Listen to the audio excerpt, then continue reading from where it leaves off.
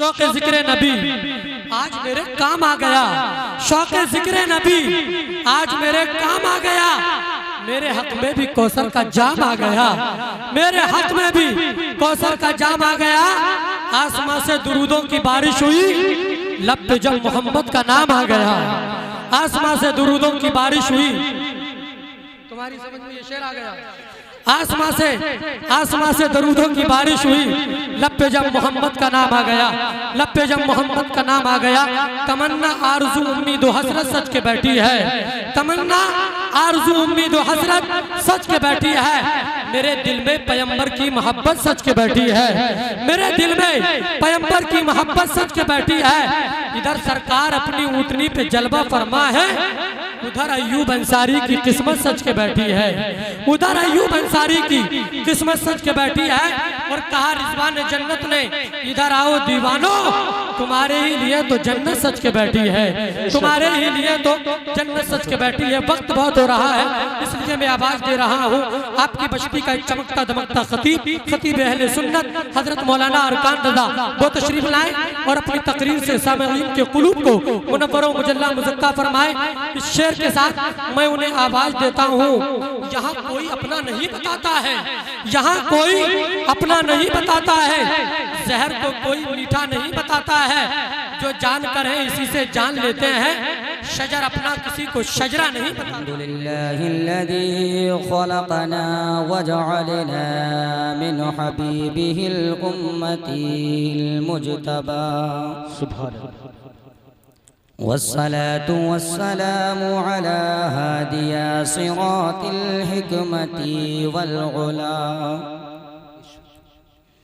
अशरफिना व अकरमिना मुहम्मदिन खैरिल वरा व अला आलिहि तुक़ा वन्नुक़ा व अस्हाबिहिल उलल करमी बिस्सिद्क़ि वस्सफ़ा। कसीरन कसीरन इला यौमिल लिक़ा। अम्मा बअद फ़अऊज़ु बिल्लाहि मिनश शैतानिर रजीम। बिस्मिल्लाहिर रहमानिर रहीम। क़द जाअकुम बुरहानुम मिर रब्बिकुम सदक़ल्लाहु मौलानल अज़ीम। मुस्तफ़ा जाने रहमत पे लाखों सलाम, शमीए बज़्मे हिदायत पे लाखों सलाम, शहरे यारे इरम ताजदारे हरम नौबहारे शफ़ाअत पे लाखों सलाम। जिस सुहानी घड़ी चमका त्वाइबा का चाँद, उस दिल अफरोज साअत पे लाखों सलाम। हम गरीबों के आका पे बेहद दुरूद, हम फ़कीरों की सरबत पे लाखों सलाम। आइए हजरात, जिन जिन हजरात को जो जो दुरूद पाक याद है, पूरी अक़ीदत व मोहब्बत के साथ बुलंद आवाज़ से दुरूद पाक पढ़ें। अल्लाहुम्मा सल्ली अला सय्यिदिना व शफ़ीना मौलाना मुहम्मदिन मादिनिल जूदि वल करम मंबइल इल्मी वल हिल्मी वल हिकम। सलातुन व सलामुन अलैका या रसूलल्लाह या हबीबल्लाह या नबी अल्लाह सल्लल्लाहु तआला अलैहि वसल्लम। हज़रात मोहतरम, ये हमारी और आपकी मुश्तरका खुशनसीबी है कि हम और आप आमद मुस्तफ़ा कॉन्फ्रेंस में आए हैं और मकाम मुस्तफ़ा को सुन रहे हैं और सुना रहे हैं।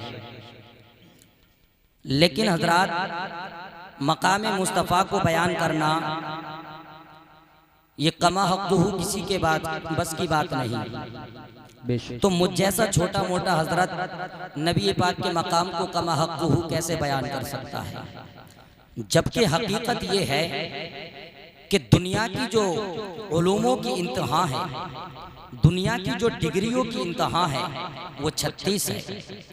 36वीं डिग्री पर जाकर दुनिया हाथ खड़े कर देती है कि इसके बाद हमारे पास कोई डिग्री नहीं। दुनिया की कोई यूनिवर्सिटी ऐसी नहीं कि जो 37वीं डिग्री किसी इंसान को दे सके। दुनिया के अंदर कोई कॉलेज, कोई स्कूल, कोई इदारा ऐसा नहीं जो 36 डिग्रियों के बाद आगे को किसी इंसान को डिग्री दे सके, लेकिन वो आला हजरत, वो इमाम अहमद रजा जिन्हें 56 उलूमों पर बैक वक्त दस्तरस हासिल था। कितने? 56 उलूमों पर बैक वक्त दस्तरस हासिल था। जब वो कुरान को खोलते हैं और यही मफहूम समझना चाहते हैं, आका के मकाम को देखना चाहते हैं, तो इमाम अहमद रजा कहते हैं जब मैंने कुरान खोला तो मैंने ये देखा, मैंने क्या देखा कि पूरा कुरान सरकार की नात है, पूरा कुरान सरकार की रिफात बयान कर रहा है, पूरा कुरान सरकार की अजमत बयान कर रहा है, पूरा कुरान सरकार के मकाम को बयान कर रहा है। कहीं कुरान मेरे सरकार को यासी कह रहा है, कहीं कुरान मेरे सरकार को ताहा कह रहा है, कहीं कुरान मेरे सरकार को या अय्युहल मुज़म्मिल कह रहा है, कहीं कुरान मेरे सरकार को या अय्युहल मुदस्सिर कह रहा है। अलगरज इमाम अहमद रजा कहते हैं जब मैंने कुरान खोल कर देखा तो पूरा कुरान सरकार की नात पढ़ रहा है। अब हर गुलाम की ख्वाहिश होती है कि जब आका इतनी शान वाला है तो उसकी शान में कुछ लिखा जाए, उसकी शान में कुछ कहा जाए, उसकी शान में कुछ बयान किया जाए। तो इमाम अहमद रजा कहते हैं जब मैंने ये मफहूम खोल कर देखा तो मैं कहता हूँ कि जरूर इमाम अहमद रजा ने आलम तसव्वुर में कहा होगा, या रसूल अल्लाह, आपकी शान तो बहुत बुलंद है, आपका मकाम तो वो है, जमीन पर खड़े होकर और आसमान के चांद की तरफ अगर इशारा कर दें तो आसमान का चांद आपके इशारे पर 2 टुकड़ों में बिखर जाए। या रसूल अल्लाह, आपकी जात तो वो है, अगर पत्थर पर कदम रखते हैं तो पत्थर मोम की तरह पिघल जाए। या रसूल अल्लाह, आपकी शान तो वो है जो डूबे हुए सूरज की तरफ अगर इशारा करें तो वो सूरज पलटता हुआ नजर आए। या रसूल अल्लाह, आपकी शान तो वो है अगर आप धूप में चले तो आसमान का बादल आपके ऊपर साया बन के चले। या रसूल अल्लाह, ये अदना गुलाम है, आपको कहे तो क्या कहे, आपकी शान में लिखे तो क्या लिखे। फिर इमाम अहमद रजा कलम को उठाते हैं और कहते हैं, सरवर कहूँ के मालिको, मौला कहूँ तुझे, सरवर कहूँ के मालिको, मौला कहूँ तुझे, पाके खलील का उन्हें ज़ेबा कहूँ तुझे, और तेरे तो वस्फ ऐबे तनाही से है बरी, हैरान हूँ मेरे शाह मैं क्या क्या कहूँ, हैरान हूँ मेरे शाह मैं क्या क्या कहूँ तुझे। अब आइए, दुनिया में नबी बहुत आए, कमोबेश 1,00,000 से 2,24,000 नबी और रसूल इस दुनिया में जलवागर हो गए, लेकिन तमाम तारीखें उठाकर देखो, आदम के बाद शीश आए, काबा था, लेकिन काबा झूमा नहीं। शीश के बाद नूह आए, काबा था लेकिन झूमा नहीं। नूह के बाद इब्राहिम आए, काबा था लेकिन झूमा नहीं। इब्राहिम के बाद इस्माइल है, काबा था लेकिन झूमा नहीं। उनके भी बाद मूसा आए, काबा था लेकिन झूमा नहीं। हजरत ईसा आए, काबा था लेकिन झूमा नहीं। लेकिन या रसूल अल्लाह, आप में ऐसी क्या बात है, सब आए, काबा वहीं रुका रहा, काबा हिला नहीं, काबा मस्त नहीं हुआ। लेकिन या रसूल अल्लाह, तारीख बताती है, हदीस कहती है, या रसूल अल्लाह सब आए, काबा नहीं झूमा, लेकिन ए आमना के बेटे, ए हसनैन के नाना, ए जहरा के बाबा, तुझ में ऐसी क्या बात है जब तू अरब की जमीन पर कदम रखता है तो जो काबा कभी झूमा नहीं, तेरी पैदाइश पे वो काबा झूम है। नारे तकबीर, नारे रिसालत, उलमाए अहले सुन्नत, मसलके आला हजरत, जिंदाबाद जिंदाबाद। क्या बात है, काबा झूमने लगता है। अगर तवज्जो के साथ सुनेंगे बहुत निराली बात निकाल के दिखा के जाऊंगा। काबा झूमा क्यों? नबी तो और भी है, रसूल तो और भी है। अब मैंने आलम तसव्वुर में सवाल किया, एक काबे की पत्थर की दीवारों, आदम का दौर काबा तू, मूसा का दौर काबा तू, इब्राहिम का दौर काबा तू, ईसा का जमाना काबा तू। तू झूमा नहीं, तू हिला नहीं, लेकिन आमना का लाल आता है, तू झुक जाता है, तू मस्त हो जाता है, तू हिलने लगता है। ए काबे बता तो सही, ऐसी आमना के लाल में क्या बात है? तो काबे की दीवारों ने कहा, ए अरकान रज़ा आजमली सुन ले, जिसने नहीं समझा मुझको कोई बात नहीं, आते सब हैं, देखा सबने, लेकिन जो समझ गया वो आज तक मुस्तफा की मिलाद मना रहा है, और जो नहीं समझा है मुस्तफा की आमद को कयामत आ जाएगी वो मिलाद नहीं मना।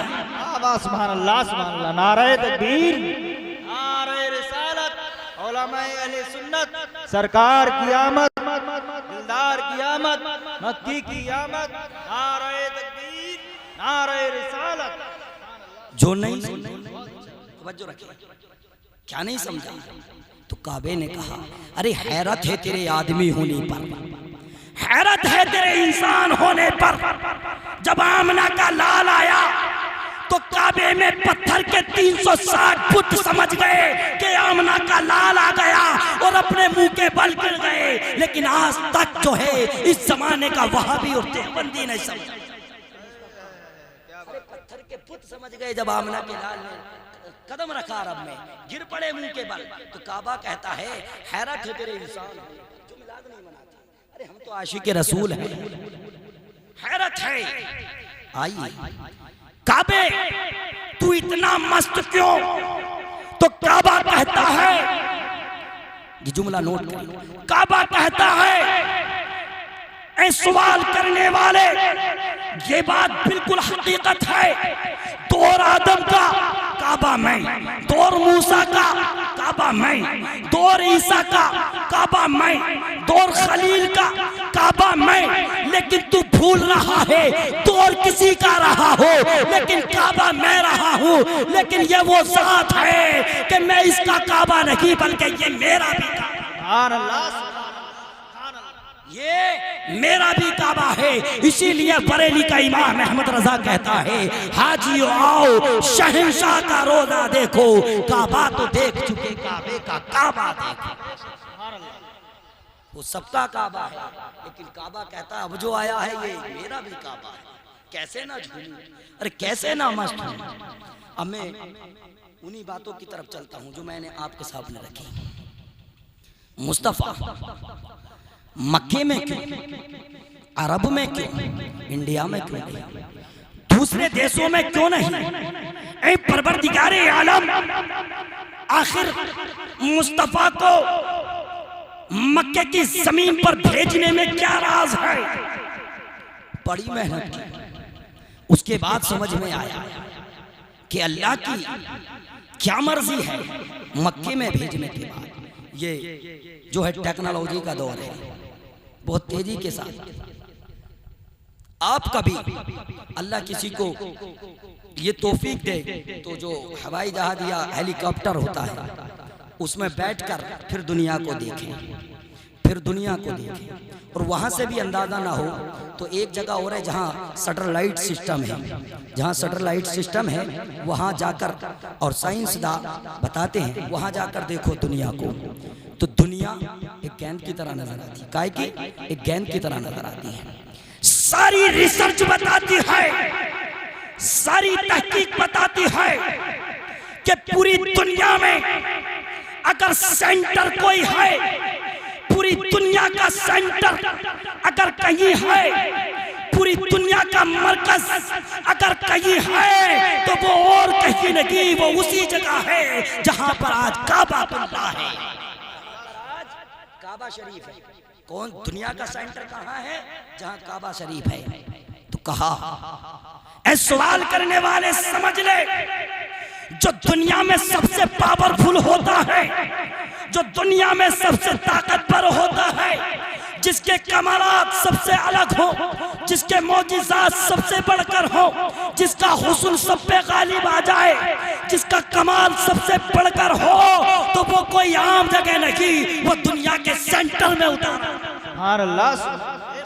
वो दुनिया के सेंटर में भेजा जाता है। अरे जो हिंदुस्तान की हुकूमत होती है वो दिल्ली हमारे यहाँ सेंटर है, तो दिल्ली से चलता है ना पूरा इंडिया। ऐसे ही जो दुनिया का सेंटर, दुनिया का जो मरकज है वो हरम काबा है। इसीलिए अल्लाह ने वहाँ और बहुत सारी मसलत हैं वहाँ पर, लेकिन एक मसलहत ये भी है। दूसरी चीज ये मैंने बताई कि या रसूल अल्लाह, ऐ अल्लाह, जब तूने हमारे नबी को इस दुनिया में नबी आखिरुज़ ज़मान बनाकर, यानी सबसे लास्ट नबी हमारे हैं, इनके बाद कोई नबी नहीं, खामोश हो जा पीछे वाले, बहुत अहम जुमले हैं, बैठे रहे, कोई नबी नहीं, लेकिन है परवरदिगार, जब तूने भेज दिया तो भेजने के बाद ये उन लोगों की तहकीक का जुमला भी है जो लोग ये कहते हैं कि नबी जो थे हमारे वो 40 साल के बाद उन्हें नबूवत मिली, लेकिन ये हमारा अकीदा नहीं है। तवज्जो रखना, क्या कहते हैं वो? 40 साल के बाद नबूवत मिली। हमारा अकीदा क्या है?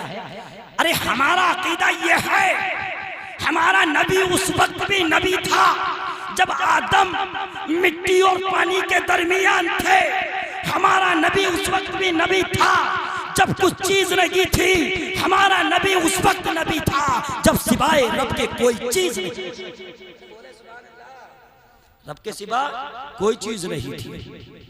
लेकिन परवरदिगार, ये हमने भी पढ़ा, उलमाए अहले सुन्नत की ज़बानी भी सुना।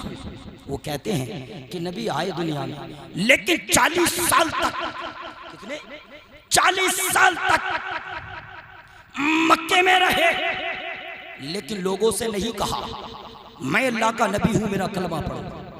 तवज्जो रखना, अल्लाह ही बहुत काम किए, लेकिन 40 साल तक नबूवत का ऐलान नहीं किया, अपने नबी होने का ऐलान नहीं किया। कितने? 40 साल तक। ऐ अल्लाह, जब तूने भेज ही दिया था अपने नबी को, तो 40 साल तक तेरा नबी खामोश क्यों रहा, चुप क्यों रहा?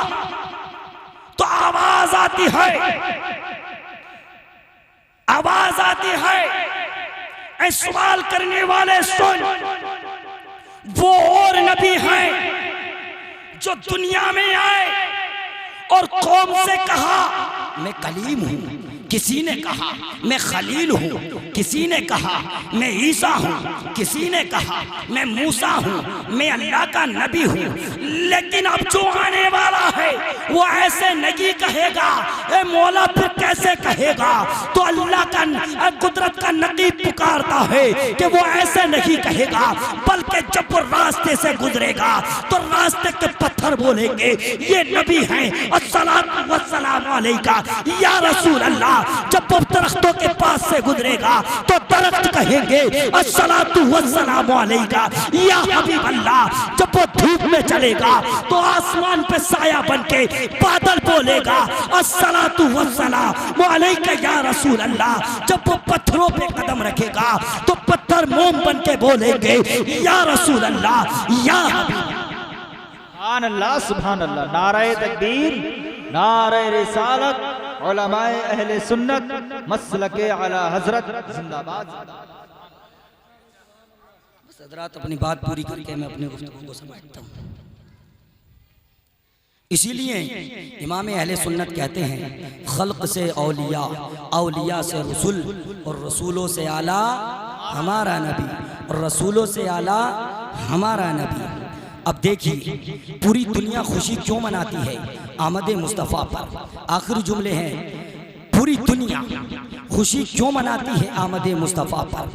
अगर किसी ख़ानदान में एक बेटा पैदा हो और मकाम मुस्तफ़ा क्या है, ये बहुत बड़ी चीज़ है। मेरे मुस्तफ़ा की जो शान है ये बहुत अरफा वाला है। अगर मैं कुछ जुमलों में आपको बताना चाहूँ मकाम मुस्तफ़ा तो आप मेरा साथ देंगे। जरा दोनों हाथ उठाकर कहें लब्बैक या रसूल अल्लाह, लब्बैक या रसूल अल्लाह, लब्बैक या रसूल अल्लाह। आप मकाम मुस्तफ़ा सुनना चाहते हैं तो सुनो। इमाम कस्तालानी कहते हैं अगर मकाम मुस्तफ़ा को समझना है तो एक तराजू को कायम किया जाए, एक तराजू को लाया जाए। तराजू के एक पल्ले में सातों ज़मीन को रख दिया जाए, तराजू के उसी पल्ले में सातों आसमानों को रख दिया जाए, तराजू के उसी पल्ले में जन्नत को रख दिया जाए, तराजू के उसी पल्ले में जहन्नम को रख दिया जाए, तराजू के उसी पल्ले में शम्सो कमर को रख दिया जाए, तराजू के उसी पल्ले में हुरो गिलमान को रख दिया जाए, तराजू के उसी पल्ले में कायनात के तमाम हुस्न को रख दिया जाए, तराजू के उसी पल्ले में कायनात के तमाम कमालात और मोजिज़ात को रख दिया जाए, तराजू के उसी पल्ले में तमाम अंबिया और रसूलों को रख दिया जाए, तराजू के उसी पल्ले में तमाम कुतुब और अब्दाल और अखवास को रख दिया जाए।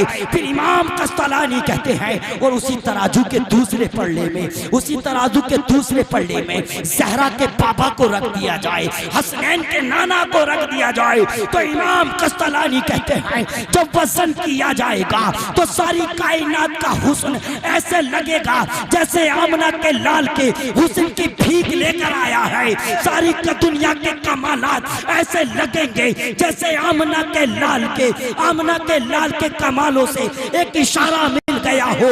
अल्लाह अल्लाह। इमाम कस्तालानी कहते हैं जब वज़न किया जाएगा तो सातों ज़मीन वाला पल्ला, सातों आसमान वाला पल्ला, सातों आसमान वाला पल्ला, जन्नत और दोज़ख वाला पल्ला, सब चीज वाला पल्ला हल्का पड़ जाएगा और ज़हरा के बाबा वाला पल्ला सब पे भारी पड़ जाएगा। सुभान अल्लाह, सुभान अल्लाह। नारे तकबीर, नारे रिसालत, जश्न ईद मिलादुन नबी, सरकार की आमद, सरजमीन नशीरपुर जिंदाबाद जिंदाबाद। इसीलिए इमाम अहले सुन्नत कहते हैं अच्छों से अच्छा हमारा नबी। पूरा शेर लेकिन मुख्तसर करके मैं और तेजी के साथ बढ़ता हूँ अपनी बात मुकम्मल करके।